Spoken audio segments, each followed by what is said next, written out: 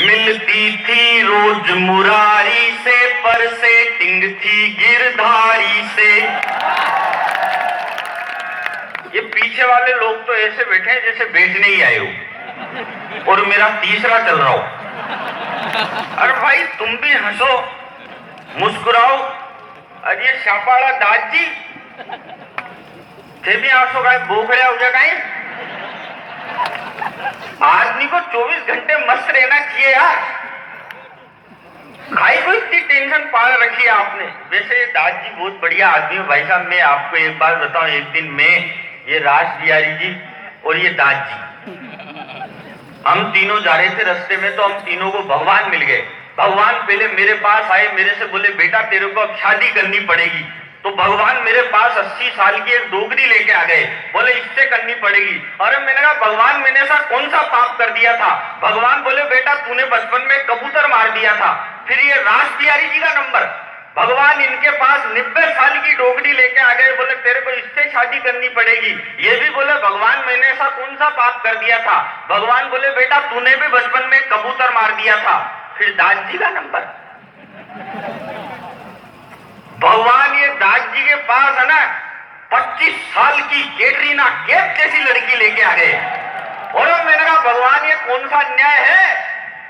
ये बाबूजी ऐसा कौन सा पुण्य को काम कर दिया? तो भगवान बोले बेटा इन्होंने कुछ नहीं किया, दरअसल इस लड़की ने बचपन में कबूतर मार दिया था। तो ये इधर जो बैठे हैं आप भी भाई साहब थोड़ा मस्ती के मूड में आओ, क्योंकि किसी ने कहा है कि जो मस्त रहता है, और ये किसने कहा मेरे को आज दिन तक मालूम नहीं चला, पर कहा है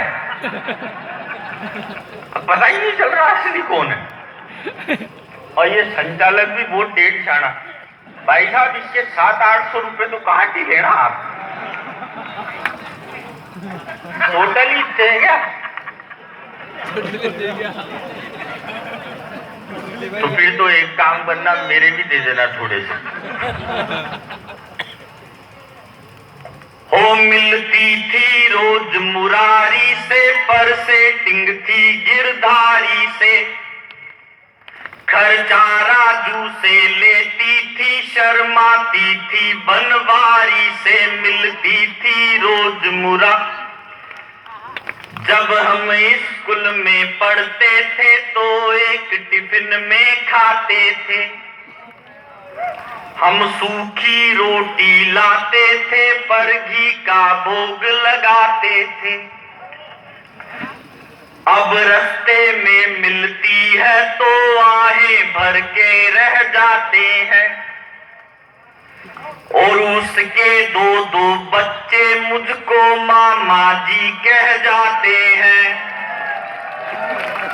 अगली लाइन पे मेरे को सबकी तालियां चाहिए। अब रास्ते में मिलती है तो आहें भर के रह जाते हैं। और उसके 2-2 बच्चे मुझको मामा जी कह जाते हैं। वो हो गई पूनम ढिल्लो सी, वो हो गई पूनम ढिल्लो सी, हम रह गए अटल बिहारी से। मिलती थी रोज मुझ, फिर प्यार में डूब के मरने को पानी भर चुल्लू मिला मुझे। देखो दुनिया में क्या है, सबसे ज्यादा शाना आदमी होता है कहीं का तो नेणवा का होता है भाई साहब। नेणवा जितना इंटेलिजेंट आदमी आपको कहीं मिलेगा ही नहीं दुनिया में। अभी पिछले दिनों एक अमेरिकन मेरे को मिल गया। वो अमेरिकन मुझसे बोला यार दुनिया में जितने भी आविष्कार किए वो सब हम अमेरिका वालों ने किए, तुम हिंदुस्तान वालों ने क्या किया? मैंने कहा तुम अमेरिका वालों ने क्या कर दिया रे चोटो? बोला हम अमेरिका वालों ने ऐसी मशीन बनाई जिसमें इधर से कद्दू डालो और उधर से सब्जी बन के तैयार। मैंने कहा तो कुछ भी नहीं है, इसका आगे का आविष्कार तो नेणवा वालों ने कर दिया। बोला क्या कर दिया नेणवा वालों ने? अरे मैंने कहा भाई नेणवा वालों ने ऐसी मशीन बनाई जिसमें इधर से कद्दू डालो और उधर से सब्जी बन के तैयार। और आपको सब्जी पसंद नहीं आए तो इधर से सब्जी डालो, उधर से वापस कद्दू बन के तैयार। नेणवा जितना शाना आदमी कहीं अभी नेणवा का एक आदमी अपनी लुगाई के साथ नैनीताल में चला गया। अब वो नैनीताल में 10-20 दिन रहा। 10-20 दिन के बाद उसने सोचा है अपन होटल चेकआउट कर देते हैं, तो मैनेजर के पास गया। मैनेजर से पूछा, मैनेजर साहब बिल कितना हुआ? मैनेजर बोला कि आपका बिल हुआ है 50,000 रुपए। तो नेणवा वाला घबरा गया, बोला 50,000 रुपए किस बात के? बोला साहब 50,000 में से 2,000 रुपए तो आपके खाने के। वो बोला साहब खाना तो हमने खाया ही नहीं। मैनेजर बोला खाना क्यों नहीं खाया आपने? खाना तो बिल्कुल तैयार था, और पैसे किस बात के? बोला साहब 2,000 रुपए आपके एसी के। नेणवा वाला बोला साहब एसी तो हमने चलाया ही नहीं। मैनेजर बोला एसी क्यों नहीं चलाया आपने? एसी तो बिल्कुल तैयार था। बोला और पैसे किस बात के? बोला साहब 2,000 रुपए आपके लाइट के।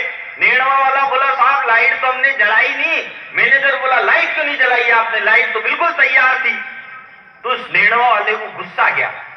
गुस्सा खा के वो नेणवा वाला मैनेजर से बोला, मैनेजर पहले तो तू मेरे 5 लाख रुपए का बिल चुका।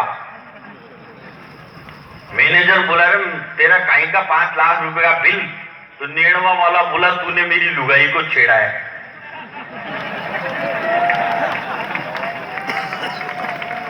मैनेजर बोला रे मैंने तो तेरी लुगाई को बिल्कुल भी नहीं छेड़ा।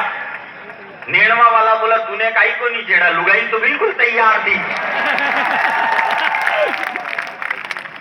जैसा देश होता है वैसा देश कर लेना चाहिए भाई साहब। क्या मतलब है फालतू बातों से?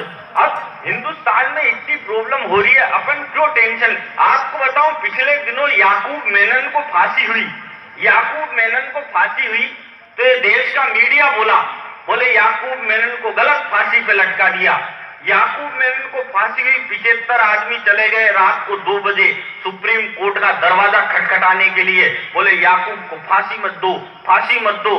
केजरीवाल जी चले गए रात के 2 बजे, बोले याकूब को फांसी मत दो, फांसी मत दो। अब मैं बोला यार ये आदमी खुद की खांसी नहीं रोक पा रहा,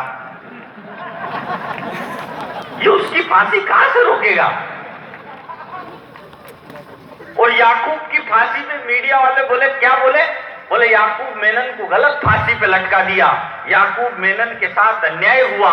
याकूब मेनन जब फांसी पे लटक रहा था तो अंतिम समय में उसको उसकी 17 साल की बेटी से नहीं मिलने दिया गया। यह बहुत दुखद बात है। ये कौन बोला? ये देश का मीडिया बोला। तो फिर उसके बाद मैं बोला, मैंने कहा यार एक बात बताओ, जो आदमी 22 साल से जेल में बंद है,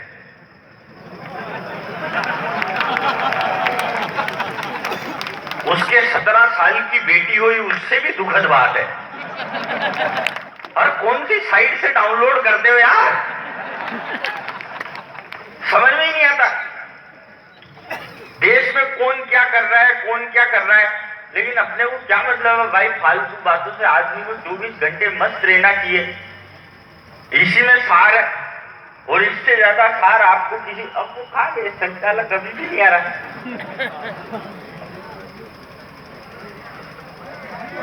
आओ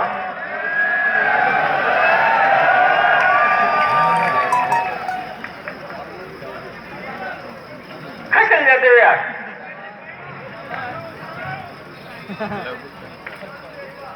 और यही बैठे रहना। अब बोलो वो पीला ये चाय लेगी। अब पीला पर डोड़ मत दीजिए, कोई घूम रहा है। क्या बात है, आप बहुत बढ़िया संचालन कर रहे हो प्रोग्राम का, पर आप क्या है बीच बीच में चल जाते हो तो मेरे टेंशन हो जाती है, क्योंकि नेणवा वाले क्या है फूटने में देर भी नहीं करते। अब मैं आपको बताऊं भाई साहब, एक बार एक बस में 5,000 नेता बैठ के जा रहे थे। 5,000 ज्यादा हो गए क्या? अरे तो थोड़े कम बिठा लो यार, अपने तो घर की बस है। आप कह दो तो 2-3 हजार को मैं अभी दांत मार के नीचे उतार दूं। ये क्या है, मेरे से ऐसे जोश जोश में हो जाता है, जैसे अब आप इस प्रोग्राम का संचालन कर रहे हो। अब एक बार क्या है, एक बड़ा कवि था मेरे से बड़ा, उसने मेरे को कह दिया, बोले यार मैं अमेरिका लंदन वंदन न्यूजीलैंड गया हूं, तो तू थोड़ी सी सरका देना माइक पे, तो अपनी झांकी जम जाएगी। जो भाई साहब अपन ने भी सरका दी। मैंने कहा भाई साहब देश के बहुत बड़े कवि, हिंदुस्तान के इतने बड़े कवि, इन्होंने 64,000 देशों की यात्रा करी। फिर मेरे को बाद में मालूम चला यार इतने तो देश ही नहीं होते, थोड़ी ज्यादा सड़क की। क्या बात है, ये मेरे साथ कभी कभी दिक्कत। अब वो बस में क्या है कि नेता बैठ के जा रहे थे, अब कितने बिठाऊं आप बताओ? 50 ही बिठाऊं क्या?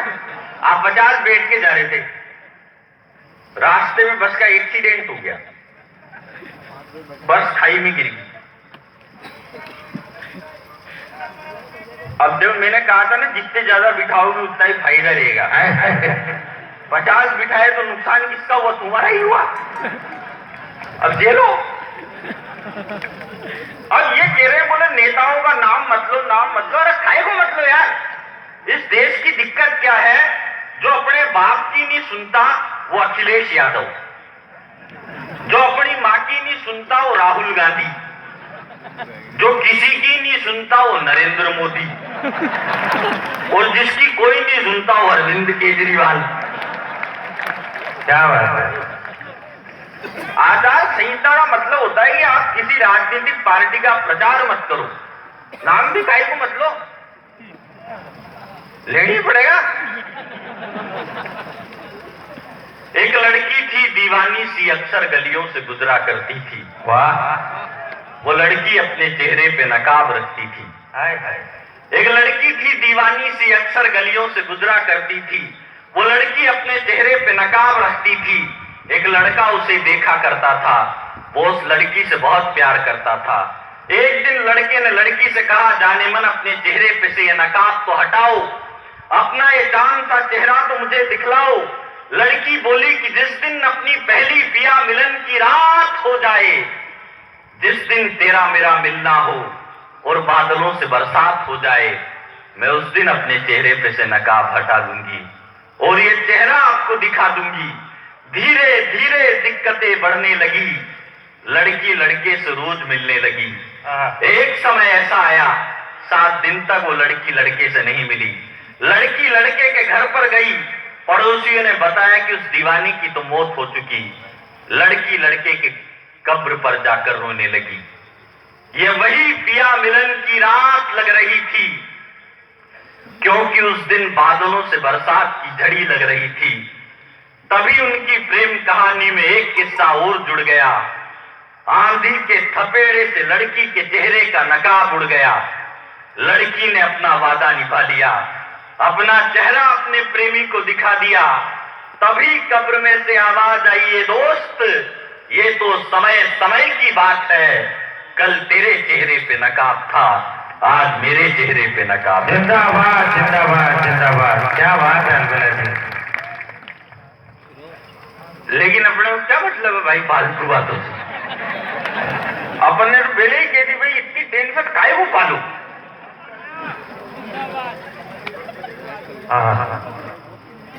ओ हाँ, गफ्फार साहब कह रहे हैं, वो भी सुनाऊंगा, सारी सुना देंगे। अपने क्या क्या रहा है। जंग अभी तक जारी है, मायावती कुंवारी है। वाह वाह वाह। जंग अभी तक जारी। यार तुम तालियां नहीं बजाते ना तो बहुत सारे संकट हो जाते हैं, मेरी धुन के साथ में बजाओ। ओ जंग अभी तक जारी है, मायावती कुंवारी है। राहुल गांधी सोच रहे हैं अब तो अपनी बारी है। ये मौसम मस्त बहारों का, आया राजकुमारों का। ये मौसम मस्त बहारों का, लो आया राजकुमारों का। ओ क्रिकेट में हार्दिक पांड्या है, फिल्मों में सलमान। और मैं एक कुंवारे का नाम लेता हूं, उसका नाम सुन के अगर आपके दिल में आदर, सम्मान और प्यार की एक पे हिलोर उठे, तो जितने भी लोग इस सदन में बैठे हैं, एक एक व्यक्ति मुझे दोनों हाथ ऊपर उठाकर आशीर्वाद देना। ओ क्रिकेट में विराट कोहली है, फिल्मों में सलमान।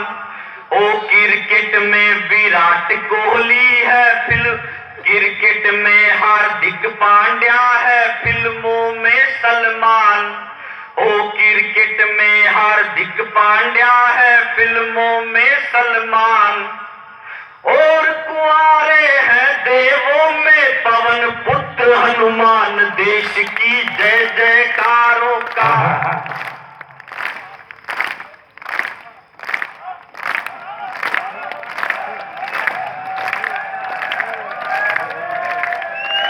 फिर प्यार में डूब के मरने को पानी भर चुल्लू मिला मुझे। उसकी शादी हो गई और बाबा जी का ठुल्लू मिला मुझे। हम कभी कभी उस लड़की की इस हरकत से डर जाते हैं। वो कसम बाप की खाती है तो चाचा जी मर जाते हैं। क्या बात है। बहुत सारों को तो मेरी बात कल समझ में आई। होती है ये भी दिक्कत। आजकल तो भाई साहब हर काम क्या है इंस्टेंट होने लग गया। अभी मैं आपको बताऊं, मैं ट्रेन में आ रहा था। अब मैं ट्रेन में बैठा, मेरे बगल वाली सीट पे एक लड़की बैठी, सामने एक लड़का बैठा। दोनों को प्यार हो गया 5 मिनट में ही। प्यार हो गया। अब लड़का लड़की के नंबर मांगना चाहता था, लेकिन उसके पास पेन नहीं था। लेकिन पेन मेरे पास था। मेरे पास लड़की थी। अब उसने भाई साहब मेरी जेब में टंगे पेन को ऐसे देखा जैसे सारे कवि कमल मनोहर जी को देख रहे हैं। क्या बात। मैं भी इंटेलिजेंट आदमी, मैंने पेन निकाला और ट्रेन के बाहर फेंक दिया और बोला कि मैं केजरीवाल नहीं जो रायता फैलाने दूंगा। मैं मोदी भक्त हूं, न खाऊंगा। वाह वाह वाह वाह वाह वाह। हास्य हर जगह बिखरा पड़ा है भाई साहब। देश में लोगों की नजर जानी चाहिए, लेकिन लोग। अब मैं आपको बताऊं भाई साहब, हमारे पड़ोस में एक लड़का है। वो लड़का थोड़ा अटक अटक के बोलता है। एक दिन वो मेरे पास आ गया, बोला भाई साहब। मैंने कहा क्या हुआ? बोला भाई साहब गजब हो गया। मैंने कहा क्या हुआ? बोला भाई साहब वो संजय लीला बंसाली की फिल्म देख के आ रहा हूं जो राजस्थान में रिलीज नहीं हुई। ये स्टोरी सुनाऊं? वाह क्या बात है, जोरदार तालियां। अब उसने स्टोरी सुनाई, 10 घंटे तक तो इंटरवल ही नहीं आया। एक दिन वो एक दुकान पे चल गया। उसने दुकानदार से कहा, बोला भाई साहब मेरे को भी कोई काम धंधा दे दो। दुकानदार ने उससे कहा, यार एक काम करिए, 10 महाभारत ले और इनको बेच के आ। वो गया और 5 मिनट में 10 महाभारत बेच के आ गया।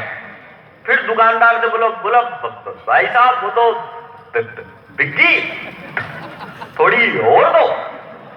दुकानदार ने उसको 50 महाभारत दी। वो फिर 1 घंटे में बेच के आ गया। फिर बोला भाई साहब वो भी बिक्की थोड़ी और दो। दुकानदार ने उसको 100 महाभारत दी। फिर 1 घंटे में बेच के आ गया। तो दुकानदार का दिमाग खराब हो गया। दिमाग खराब होने के बाद वो दुकानदार बोला, यार एक बात होता है, महाभारत बेचने में लोगों को पूरी जिंदगी लग जाती है 100 महाभारत बेचने में। तू जाता है घंटे आधे घंटे में कैसे बेच के आता है? तो बोला भाई साहब इसमें करना क्या है, घर घर जाता हूं, दरवाजा खटखटाता हूं और कहता हूं कि खरीद रहे हो कि पढ़ के सुनाऊं। वाह वाह वाह वाह वाह।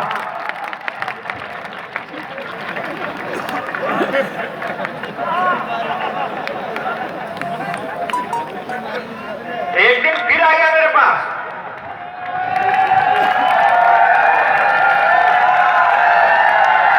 क्या बात है।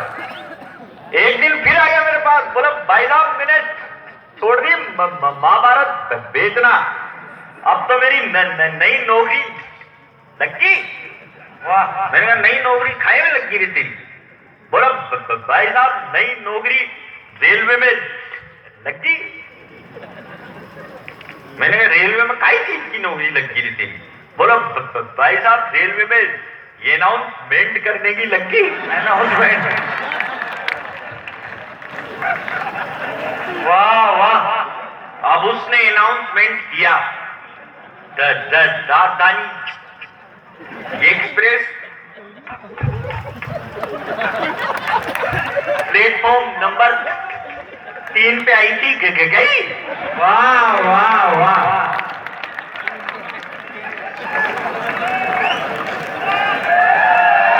क्या बात है। थोड़े दिन बाद उसने अपने 5 दोस्तों के साथ एक ऑफिस खोला 20वीं मंजिल पे।